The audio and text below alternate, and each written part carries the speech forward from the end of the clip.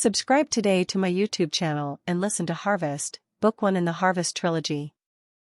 Narrated by Ron Phillips, free. You are listening to Harvest, written by Michelle E. Gwynn. This book is narrated by Ron Phillips. This audio recording was produced in 2014 by Pinnacle Voice Studios and Michelle E. Gwynn, which owns the copyright.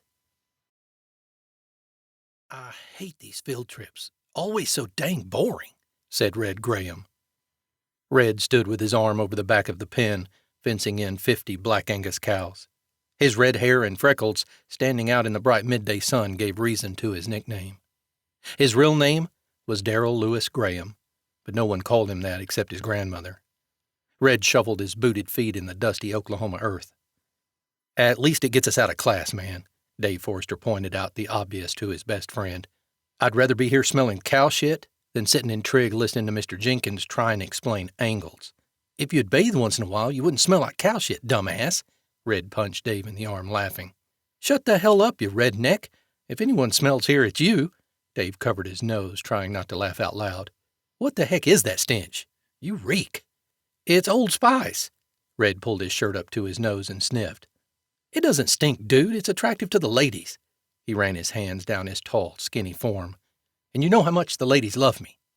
Dave bent over double and gagged. "I think I'm gonna be sick."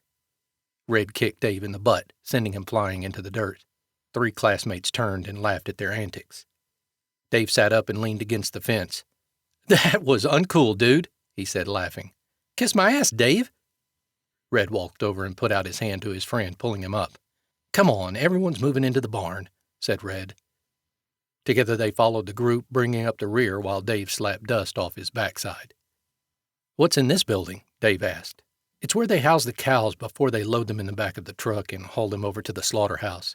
Should be entertaining," Red said with moderate sarcasm. Dave looked around as they entered the large metal structure.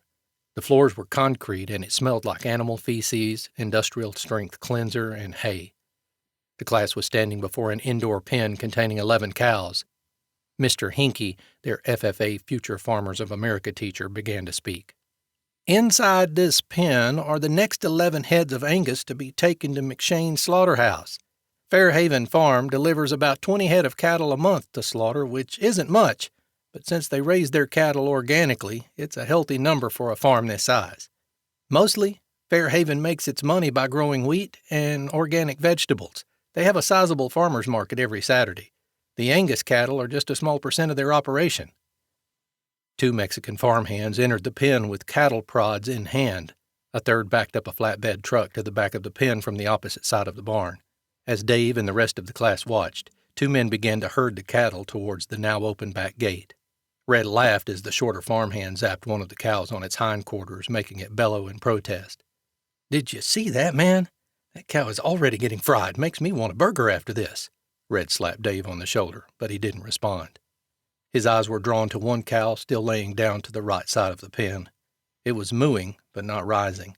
The taller farmhand walked over and started shouting at it. "Subida vaca! Levántese! Prisa!" He pointed the prodder at the cow's side and zapped it. Immediately the cow began to moo in protest, rising on shaky legs. The man kept prodding the cow, whose eyes rolled around in its head, terrified. As it came to a full stand, it became obvious that its back right leg was broken. It hung, awkwardly swinging back and forth as the cow tried not to put the hoof down.